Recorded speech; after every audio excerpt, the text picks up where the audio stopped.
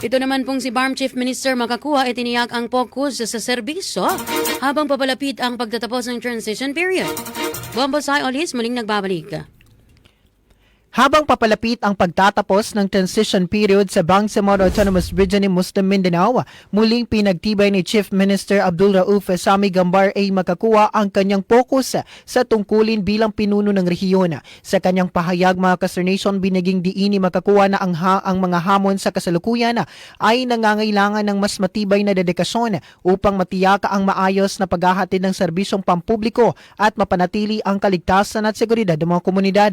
Dahil dito, inanunsyo ng Chief Minister na pansamantala siyang iiwas sa anumang partisan political activities upang mas mapagtibay ang pagtugon sa mga pangangailangan ng Bangsamoro.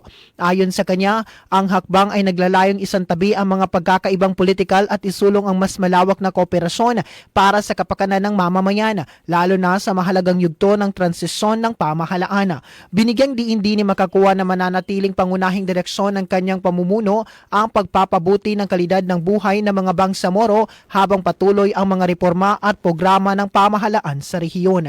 At yan ang aking report mula dito sa himpilan ng 93.7 Star FM Cotabato.